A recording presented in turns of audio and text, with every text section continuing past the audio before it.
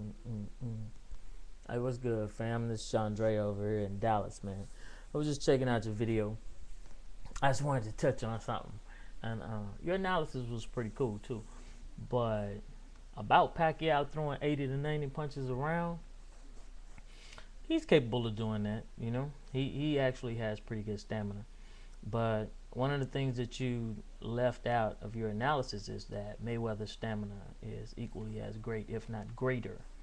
And also that true enough, Manny Pacquiao landed a lot of blows against Miguel Cotto, but it's because Miguel Cotto is kind of flat-footed.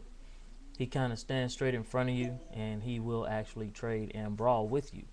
Now, however, Manny throwing 80, 90 punches against Mayweather will be absolutely totally different. A lot of the punches that little pity pat thing that Manny does like this before he jacks back and throws his hands up like you were saying, a lot of those won't land against Floyd. Then at the same time, Floyd's not going to stand there and trade with him anyway to get hit by the majority of the 80, 90 punches that he may throw. And you also know, since you say you know a lot about boxing, you also know it takes more out of you to swing at a person and miss than it does for you to swing and hit him. Me personally, I see Floyd dancing around Manny a little bit. True enough, Manny has developed a right hand now, but Manny's not like hellified quick with good ass uppercuts, pinpoint accuracy, like you were talking about, where you saw about the right uppercut, which was truthful, but I don't see Manny being able to land it because he's going to be so much more so looking for that straight left hand that he throws.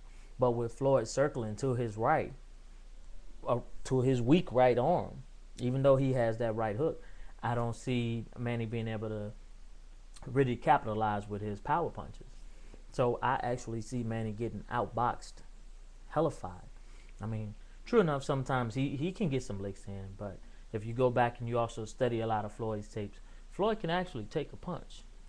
You know, he gets hit. People just don't really realize it because the punches haven't really affected him as much because he kind of rolls up his punches off or whatever when he does get hit. But I see him outboxing Manny Pacquiao like pretty bad. Maybe in the first 2 or 3 rounds, it may be a little tad bit more competitive, but I don't see Mayweather losing as many rounds as you were giving Pacquiao. I don't, because I see Pacquiao actually missing a lot, and I see his punch percentage is gonna go down. That will be my prediction, because he won't be able to find Floyd. Floyd won't be right in front of him like every other boxer. I think that's what complements Manny and makes Manny look so good, is that Freddie Roach knows to pit him against brawlers or sluggers, people that will trade and engage with him in the middle of the ring as opposed to just boxing. But with Floyd, people call it running, they can call it what they want to, but if you're sticking and moving, you're moving around. Boxing is about hitting and not getting hit. Thus, they call it the sweet science. It's about breaking your opponent down.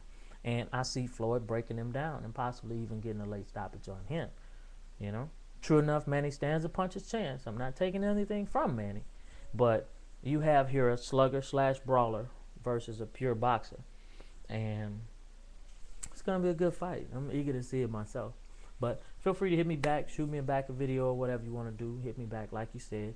I don't really do the racist comments. I block a lot of people that leave racist comments because I feel like as grown-ass men and boxing fans, period, we should all be able to agree to disagree and keep going without the racial stuff. It's 2010, man. It's a new day for all that. So, politic with your boy, man. Chandre. Peace.